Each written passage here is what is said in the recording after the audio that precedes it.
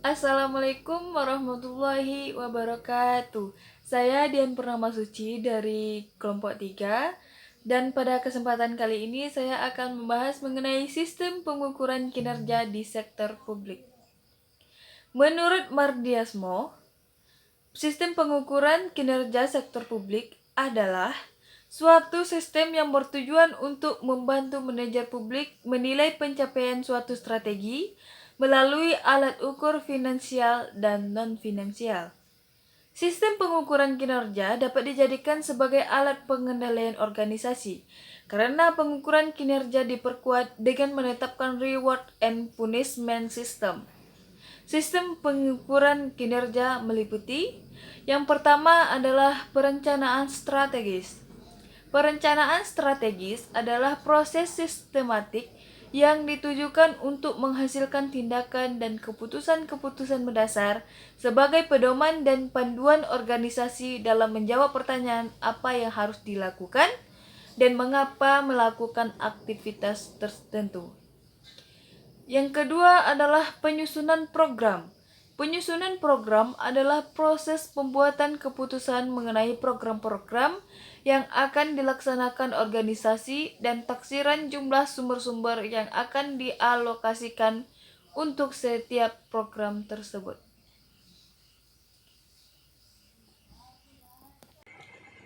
Baiklah, poin berikutnya pada sistem penyusunan kinerja yaitu penyusunan anggaran.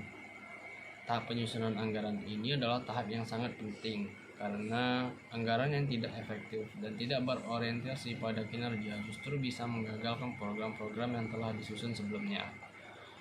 Pengukuran kinerja sebagai substansi pengendalian manajemen.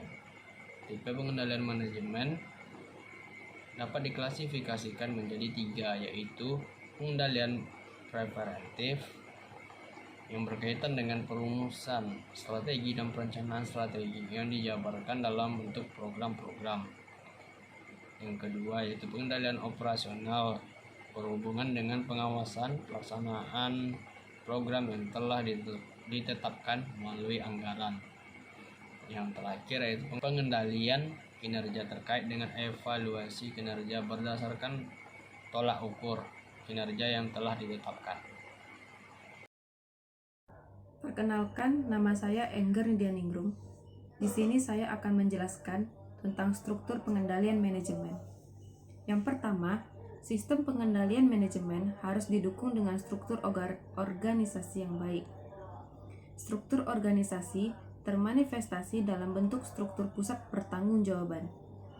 Pusat pertanggungjawaban adalah unit organisasi yang dipimpin oleh manajer yang bertanggung jawab terhadap aktivitas pusat bertanggungjawaban yang dipimpinnya. Yang kedua, hubungan antara pusat pertanggungjawaban dengan pengendalian anggaran organisasi sektor publik seperti pemerintah daerah dapat dianggap sebagai pusat pertanggungjawaban. Manajer pusat sebagai budget holder memiliki tanggung jawab untuk melaksanakan anggaran. Pengendalian anggaran meliputi pengukuran terhadap output dan belanja yang real yang dilakukan dibanding dengan anggaran. Yang ketiga, proses pengendalian manajemen. Proses pengendalian manajemen pada organisasi sektor publik dapat dilakukan dengan saluran komunikasi formal maupun informal. Saluran komunikasi formal mencangkup aktivitas formal organisasi yang meliputi yang pertama, perumusan strategi yang merupakan proses penentuan visi, misi, tujuan, sasaran, target, dan kebijakan, serta strategi organisasi.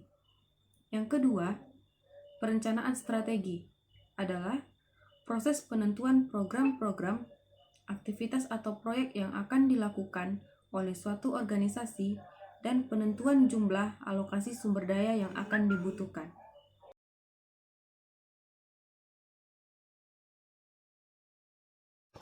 Baiklah, saya Habibah Misna. Saya akan melanjutkan penjelasan dari teman saya, yaitu faktor-faktor yang mempengaruhi kinerja.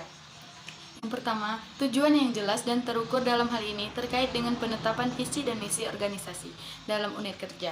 Dan apakah penetapan tujuan tersebut telah memberikan gambaran jelas kepada responden mengenai hasil yang harus dicapai menurut Indu Dewi tahun 2009. Yang kedua, sistem pengukuran kinerja keberhasilan sebuah organisasi sektor publik tidak dapat diukur semata-mata dari perspektif keuangan. Yang ketiga, motivasi seringkali dikatakan menjadi kunci kinerja kerja. Kinerja dapat ditingkatkan dengan motivasi kerja yang tinggi, pengetahuan dan keahlian dalam melakukan tugas, dan persepsi peran positif yang dimiliki seseorang. Menurut Tarigan 2011.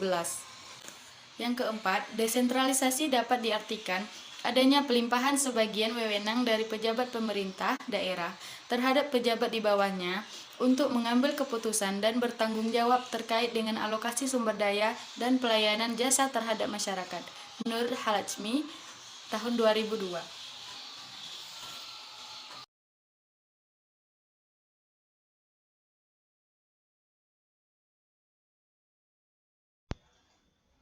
Baiklah, saya Melnovita Sari akan melanjutkan presentasi dari teman saya.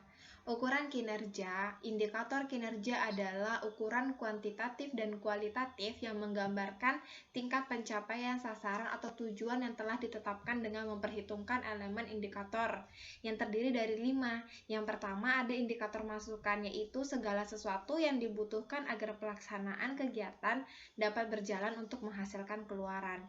Yang kedua, ada indikator keluaran, yaitu sesuatu yang diharapkan langsung tercapai dari suatu kegiatan yang dapat berupa fisik maupun non-fisik. Kemudian yang ketiga, indikator hasil, yaitu sesuatu yang mencerminkan berfungsinya keluaran kegiatan.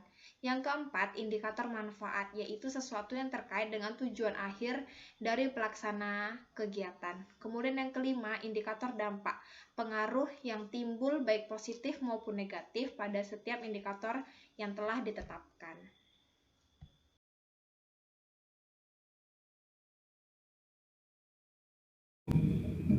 Assalamualaikum warahmatullahi wabarakatuh.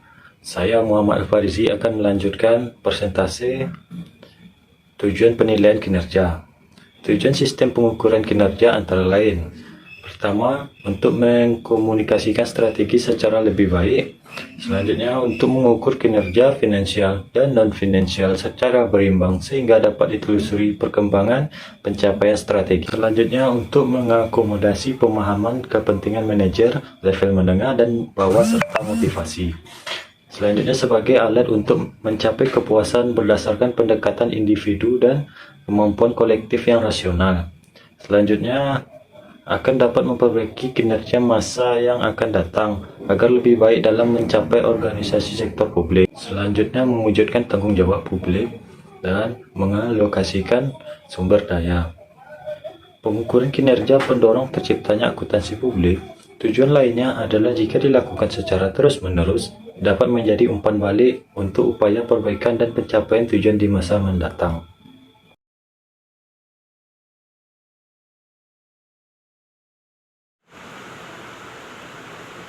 Baiklah, saya Nurhayan Dewinta Manalu akan melanjutkan materi kita, yaitu mengenai prinsip pengukuran kinerja. Yang pertama yaitu seluruh aktivitas kerja yang signifikan harus diukur.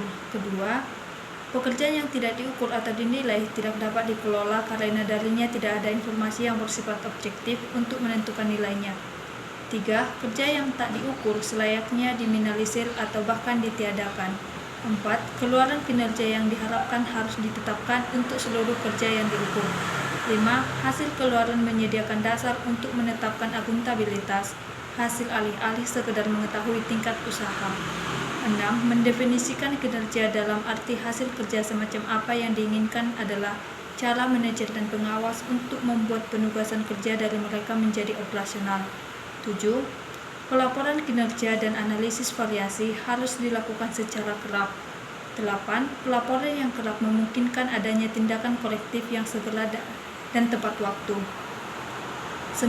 Tindakan kolektif yang tepat waktu begitu dibutuhkan untuk manajemen kendali yang efektif.